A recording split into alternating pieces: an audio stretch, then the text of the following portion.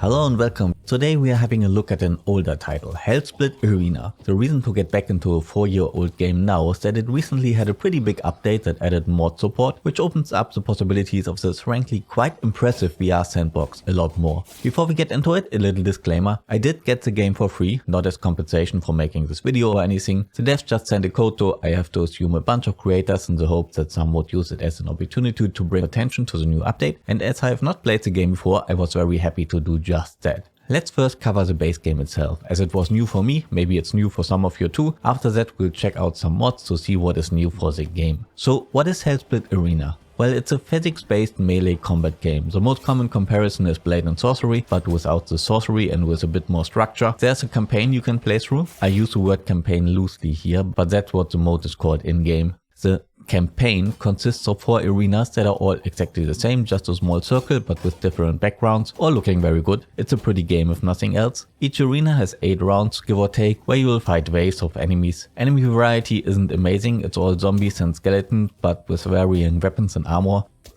Thank you. After each round you get money to unlock new weapons and armor for yourself. Every couple of rounds a bonus fight is thrown in that takes place in areas outside of the arena that are all way more interesting and fun to play around with. Some of these areas are pretty expansive and frankly beautiful. Each arena has a boss fight at the end, we'll come back to that. It took me about 4 hours to play through the campaign, but I was goofing around a lot, you can probably beat it way faster. The goofing around part was my main form of entertainment in the game though. After you beat the campaign, the hardcore mode is unlocked, which is the same thing except you'll need to start from scratch if you die. Next to the campaign there's a training mode that consists of all the bonus stages from the campaign that work exactly like Blade and Sorcery. You can select your loadout, customize enemy spawns and fight waves of enemies just for the sake of it. So that are the facts, but how does it play? Let's start with combat, because that is the primary focus of the game. The combat mechanics are hands down among the best I've ever experienced in VR. All weapons feel good to use, heavier weapons have some weight to them, but not so much as to make them unwieldy. You need to put some force behind the swings to get anything done and you'll feel it. Despite all that, there is a bit of jank to it, mainly because enemies tend to trip over each other and fall very easy. For me that was more funny than anything else, so I did not mind it too much. Also enemies are really stupid, like extra strength stupid. They will always pathfind directly towards you, so the main strategy in most fights is just hide behind a trap and let the enemies walk into them, but again I found that to be humorous. And it's zombies after all, they probably suffer from some severe case of brain rot, so it does make sense that they are not the smartest. Oh, that's so stupid. That being said, I also walk right into those traps from time to time. I fear I might also be suffering from some sort of brain rot. There is a dismemberment system, you'll be chopping off lots of heads and limbs. Look, the beautiful thing about making gaming content on YouTube is you can say things like, you can chop off their legs and they will fall over and try to crawl towards you. It's absolutely hilarious to hundreds of people and only a few of you will think I'm a psychopath, right? Let's talk loadout. After each fight you'll get funds to buy new weapons and armor. There's a wide range of melee weapons, swords, axes, maces and spears. There are ranged weapons like bow and arrow, but also some antique firearms. So technically you can choose your preferred loadout and playstyle for each stage. Realistically though, archers. Every fight has enemy archers that basically force you to play with a shield. There really is nothing else you can do about it. That is a pretty glaring design flaw as it severely limits loadout options. Half the weapons in the game you can't use in the campaign. I still enjoyed it though, I like my sword and board gameplay, and when you do play with a shield, archers are actually a great addition because they bring a lot of dynamic to the encounters. They force you to move around in the arena. If you really hate the archers, just chop off their arms so they can't use their weapons anymore and watch them still trying to attack. It's okay to do that. It's absolutely normal behavior. Trust me, it's fine. Your loadout choice will also be governed by enemy armor. The further you get into the campaign, the heavier the enemies will be armored and swords will do shit against heavy armor. So at some point I defaulted to my trusted Morgenstern. The big hammer also saw some action. The use of bow and arrow feels excellent, no surprises there, but you are limited on arrows, so better bring a backup weapon or you'll be forced to do things like these.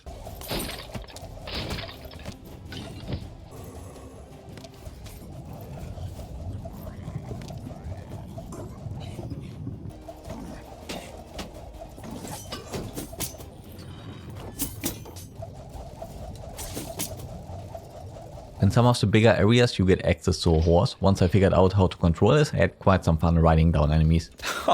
Did you see that shot? That was amazing. That leaves boss fights. There are 4 bosses in the game. For your entertainment, I will show the fight against the first boss full and unabridged.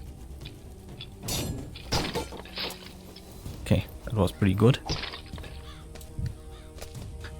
Stabbing does not work at all, so I think I gotta hit him. Will he die if I just continue doing this? I don't know.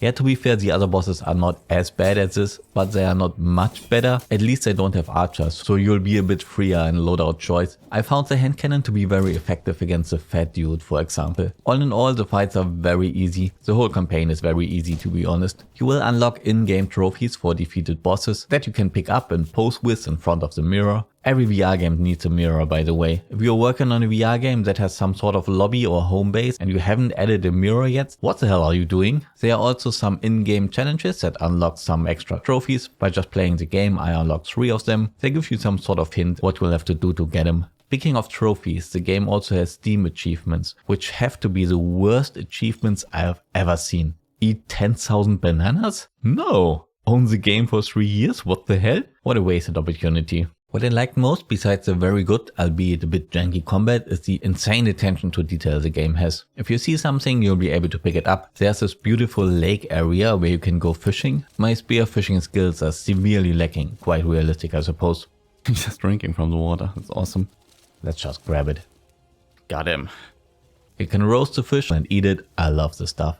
It's absolutely unnecessary, but the point of VR is immersion, and these little things, these little details, that is what adds immersion. Same thing for the individual finger tracking. I realize only a small percentage of players will ever be able to see this, but I think I speak for all Knuckles users when I say we appreciate you for putting this little and completely unnecessary detail into your game. We appreciate it a lot. Speaking about unnecessary things, there's this one arena that has a zip line thing and you can climb ropes and chains. These are among the best climbing mechanics I've ever seen in a VR game. It actually gives you the illusion that your own body has weight, and it's absolutely unnecessary. There's only this one arena that has something climbable, and even here the enemies will only spawn on one level. You don't even have to climb something. There's a point to all this, a point I will very skillfully use to segue into the mods section. Wait and see. Hellsplit Arena has some excellent VR mechanics, some of the best combat and world interaction mechanic VR has to offer. It just suffers from a severe lack of content. The campaign is short and repetitive, the training maps are fun to play around in for a short while, and that's it. A lot of the amazing mechanics just remain unused. As much as I appreciate that the developers went ahead and added a major update to the game after 4 years, what I would really like to see is them putting all these mechanics to use in what I loosely call a real video game. A sprawling story-driven RPG, for example. I honestly don't know if the studio is working on anything right now, but I would really be interested to see what comes next to them. For the time being, the added mod support helps to bridge that gap. Depending on how much of a modding community the game will be able to build, all these mechanics and even more, as you'll shortly see, can be put to use in new ways. Beautiful segue, right? Together with the mod support, they released a modding tool for the game called Hellsplit Workbench. It's built on top of Unreal Engine 4 and offers tools to create custom maps, weapons and game modes. If you're more interested in playing mods than in creating them, the game makes that very easy for you too. There's an in-game mod browser that works extremely well. You can browse the hottest mods or do a detailed search via tags. You can filter for maps, weapons, whole campaigns and a lot of other categories. Simply click and the mods are ready to play. Once they are downloaded, of course. Some of them are quite beefy. Okay, sets are just exploding. Back in Tuscany, with music and everything. It's amazing.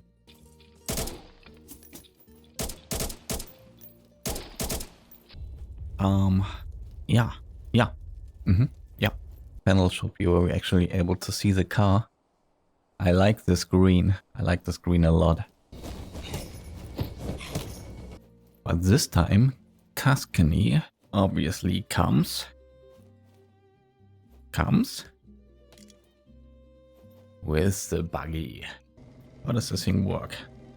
It's an automatic. Like here's our reverse gear. It's so amazing. Oh. No, don't hit me with that stick. I guess he's dead.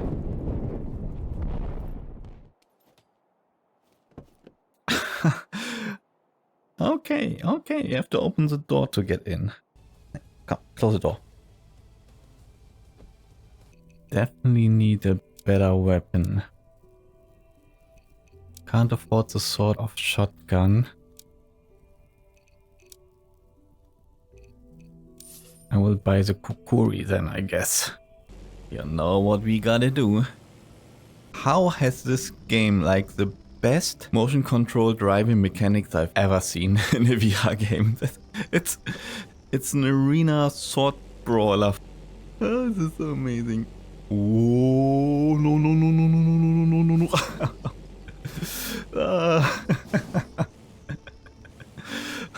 Okay. Woohoo. Well, it didn't work out. Okay. Wow, he just exploded. What are you wearing, my dude?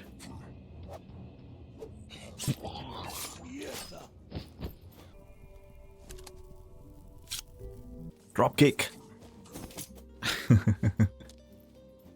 Come on here. Ow.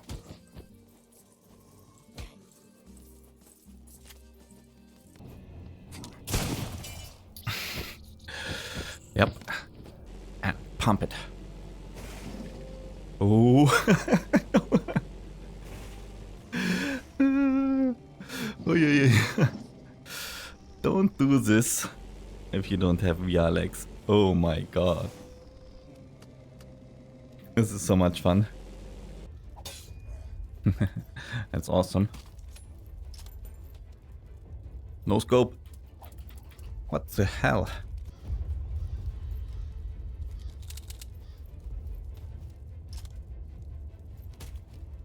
Alright. Let's get out on the road.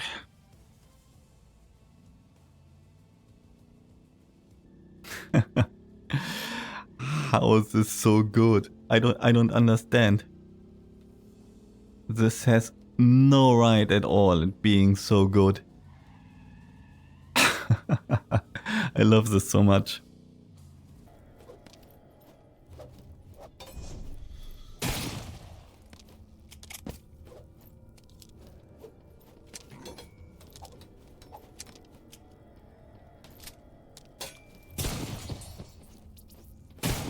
A few months ago, Hellsplit Arena would have been hard to recommend. The VR combat and world interaction mechanics are among the best you will ever experience, but the content was just not there to make use of these mechanics. The mod support changes this to some degree. The amount of content you can play around with is already a lot higher and a lot more diverse. Many mods focus on vehicles and firearms. As a platform for mods, Hellsplit Arena has the potential to stand the test of time. Much more than Bone Lab, for example, which was primarily designed as a modding platform. Hellsplit has better melee combat out of the box, better vehicle handling, better climbing. Hellsplit does not use Unity, and everybody hates Unity after the installed text stunt they tried to pull recently. It has a dedicated mod creation tool and an actually working and useful in-game mod browser. Bone Lab has better firearm handling though, I'll give them that. But what about its closest competitor? Is Hellsplit Arena better than Blade and Sorcery? Well, no. But parts of it are. Hellsplit Arena has its campaign, that is something you can play through, something to work towards. Blade and Sorcery will get something to that effect for its 1.0 release sometime next year, but it's not there yet. For now, it's a pure sandbox, which is just not enough for me personally. So I did have more fun with Hellsplit Arena for that reason alone. We cannot know for sure how the modding community for this one will evolve, but as I said, in my opinion, it has potential. For now, Hellsplit Arena is only available on Steam for €21 or $25. It was actually one of the first games that was announced for the PSVR 2, but that version is nowhere to be seen yet. No idea if that is still on the table.